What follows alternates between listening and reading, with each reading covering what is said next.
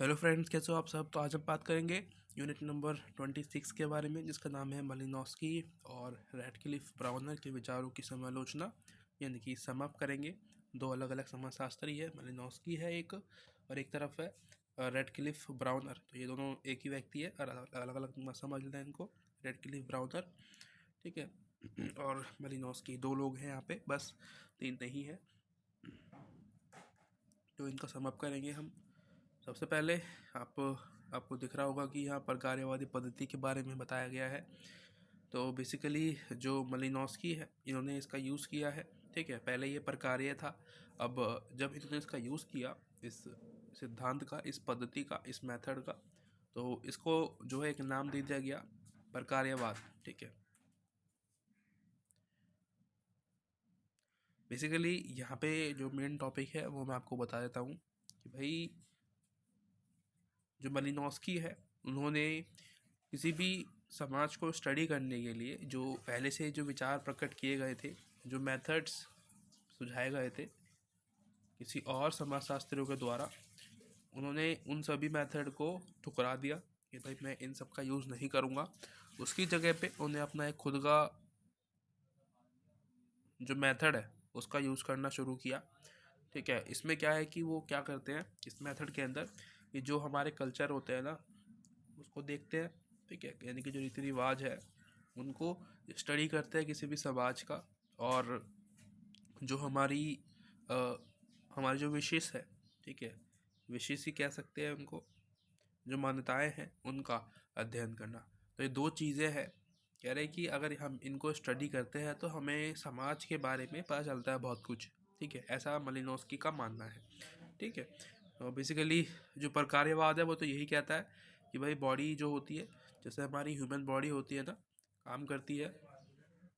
जब कैसे काम करती है, जब हमारे जो ऑर्गन्स होते हैं बॉडी के, वो साथ में मिलके काम करते हैं तो हमारी बॉडी जो है सही तरीके से काम कर पाती है। अगर ऑर्गन्स में से कुछ भी, अब किडनी फेल हो जाए तो जो है पूरी बॉडी ख़राब हो जाएगी, डिसबैलेंस हो जाएगी, हमारी जो है मृत्यु भी हो सकती है इंसान की।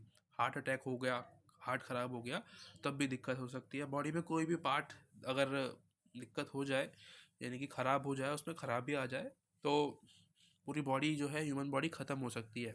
तो ऐसे ही समाज भी है। समाज में हर एक व्यक्ति का अपना एक अलग रोल होता है, ठीक है। सबको भगवान ने एक काम दिया हुआ है, तो सबको करना चाहिए अपने लगन से, जिससे कि पूरा समाज जो है काम कर सके, ठीक है। तो ये बेसिकली श्रम विभाजन को बढ़ावा देता है, ठीक है। लेबर डिवीजन जो है, जिसको हम लेबर डिवीजन कहते हैं इंग्लिश में, श्रम विभाजन को बढ़ावा देता है। इसमें कि सभी लोगों का जो है काम अलग अलग होता है। कुछ लोग डॉक्टर्स होते हैं, कुछ इंजीनियर्स हैं, ठीक है, और कुछ वकील है, ठीक है। उसके अलावा बहुत सारे जो प्रोफेशंस है भारत में, दुनिया में, वो सभी जो है साथ में मिलकर जब काम करते हैं तो एक समाज जो है, एक देश चल पाता है, ठीक है। अगर कुछ भी डिसबैलेंस हुआ, अगर डॉक्टर की कमी हो गई तो लोग मर जाएंगे वैसे ही, ठीक है।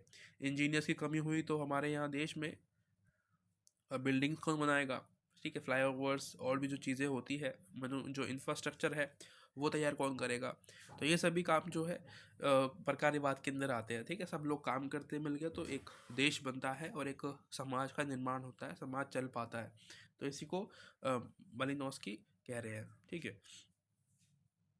उसके बाद इनकी कुछ कमियां गिनाई हुई है आलोचकों ने, ठीक है। आलोचकों को काम जो है आलोचना करना ही होता है, तो वो कहीं ना कहीं से जो भी आपकी कमियां होती है वो ढूंढ ही लेते हैं।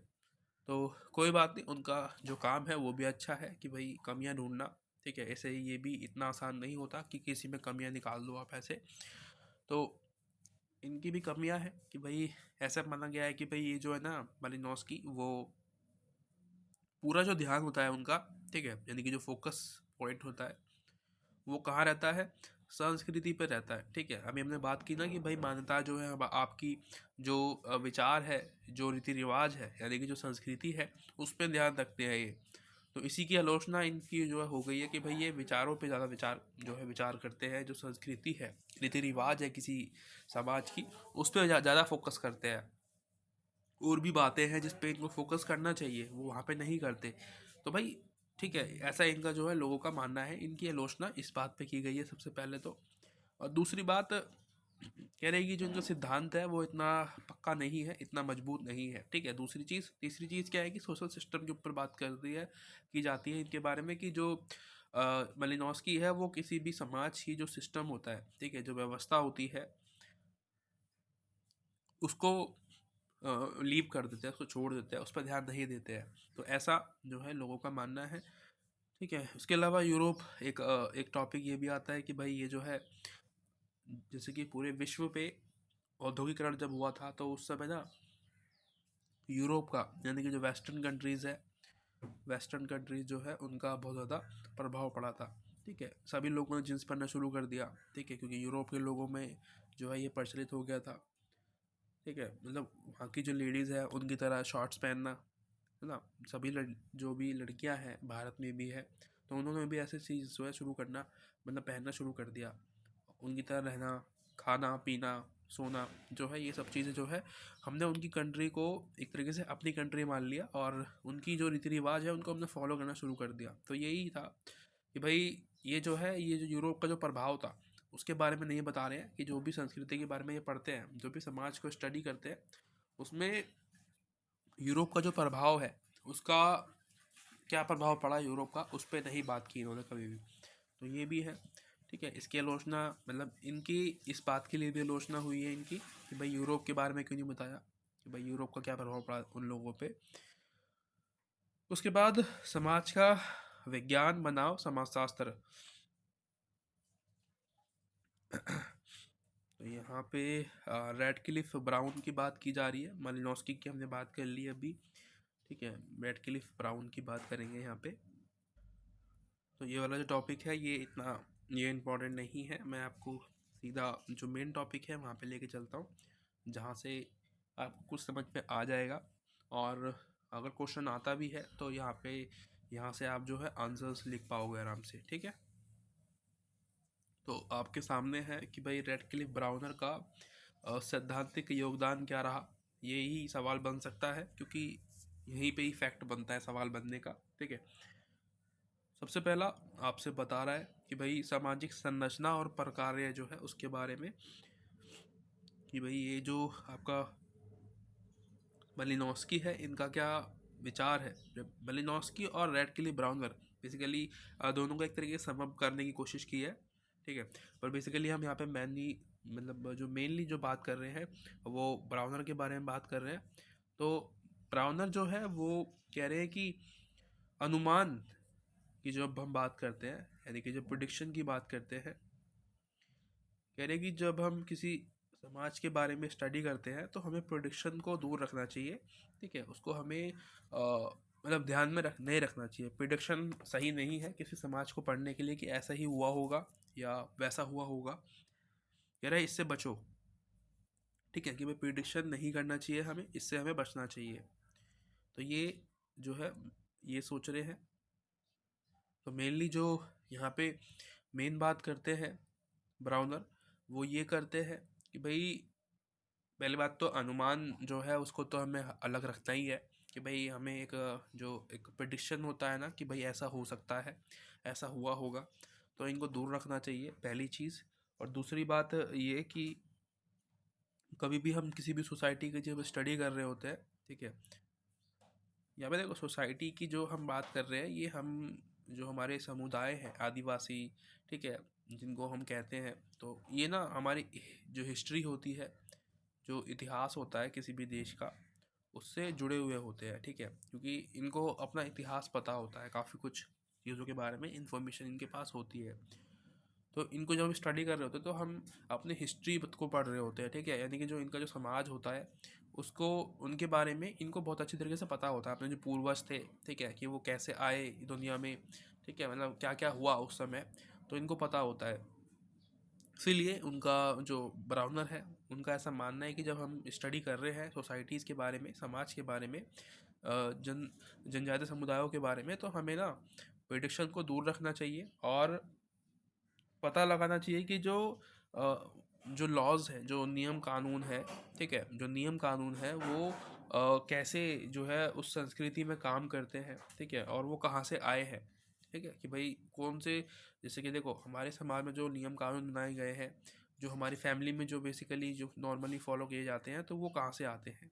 हमारे जो पूर्वज थे, ठीक है, हमारे जो पूर्वज थे, जिनको हम पेरेंट्स भी कहते हैं, ग्रैंड पेरेंट्स, ठीक है, हमारे दादाजी जो थे या उनके दादाजी जो थे, उनके द्वारा जो है वो लाए गए थे, तो हम उनको अभी तक फॉलो करते हैं। ठीक है, हमारी इंडियन फैमिलीज़ में ऐसा होता है।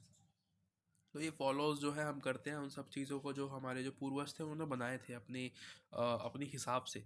ठीक है, क्या पता वो आज सही ना हो, पर फिर भी हम कुछ चीज़ें जो है उनमें से फॉलो करते हैं, क्योंकि कुछ बातें जो है वो आज भी सही है, उनके द्वारा जो की गई थी, जो फॉलोज, जो कानून बनाए गए थे वो आज भी सटीक बैठते हैं। ठीक है, उनके ज़माने में बनाए गए कानून आज भी सही बैठते हैं कि भाई रात में बाहर नहीं निकलना। ठीक है, उस समय जो रात में बाहर ना निकलने का कारण था एनिमल्स। ठीक है, क्योंकि देखो हमारे जो भारत में कुछ लोग जो है ऐसी जगह पर रहते हैं जहाँ पे एनिमल्स का बहुत खतरा था। ठीक है, लायंस जो भी है, जंगली जानवर, इसलिए वो कहते थे कि रात में बाहर नहीं निकलना। लेकिन आज जानवर तो नहीं है, पर इंसान जो है ना, ह्यूमन, वो जानवर बन गया है। ठीक है, क्योंकि जो हम कहते हैं ना महिलाओं को बाहर नहीं निकलना चाहिए रात में, तो इसीलिए कहते हैं कि भाई सेफ्टी का खतरा रहता है ना। जो इंसान है वो जानवर बन चुका है, उससे भी ज़्यादा भयानक हो गया है। जानवर तो सिर्फ अपनी भूख मिटाने के लिए करेगा, पर जो इंसान है वो कुछ और करने के लिए उस काम को, उनको जो है परेशान कर सकता है। ठीक है, आप हमेशा जो है पेपर्स में, न्यूज़पेपर्स में न्यूज़ जो है रेप केसेस पढ़ते रहते हो, हमेशा आते रहते हैं। ठीक है, आए दिन जो है आपको मिलेंगे देखने को। तो ये भी है, इसी वजह से जो है उस समय के जो लोग थे वो जानवरों की वजह से करते हैं, लेकिन जो आज है वो इसीलिए सही है कि भाई जो लोग हैं वो जानवर हो चुके हैं। ठीक है, जानवर जो है वो तो भाग गए यहाँ से बेचारे, क्योंकि उनकी जो जगह है वो हम छीन ली उनसे, लेकिन उनकी जगह जो है अब इंसानों ने ले ली है, वो अब हैवान हो गए हैं। ठीक है, जानवर, उनको कहना जानवरों की बेइज्जती होगा, वो हैवान है। ठीक है,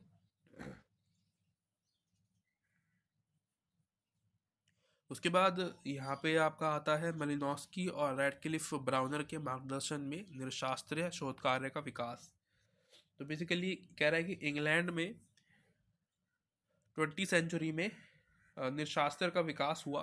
ठीक है, उसके बाद उसके अलावा मलिनोस्की और रैडक्लिफ ब्राउनर के, यानी कि जो दोनों हैं, दोनों के नेतृत्व में निशास्त्र ने पहले प्रकार्यवादी और बाद में संरचनात्मक प्रकार्यवादी दृष्टि से समाजशास्त्रीय सामग्री एकत्रित की और उनका ढंग से व्याख्या की। बेसिकली जो एक, जैसे कि सामग्रियाँ होती है, जैसे पुस्तकें होती है कि भाई जो हिस्ट्री के बारे में बताती है, उनको इकट्ठा किया, स्टडी किया, और फिर अपना जो है एक विचार प्रकट किया इन दोनों ने। ठीक है, उसके अलावा यहाँ पे आपको कुछ मिलेगा कि भाई मालिनोस्की का क्या प्रभाव पड़ा है इसके अंदर, क्या रहा है, उनकी जो सिचुएशन है उसके बारे में बताएगा ये।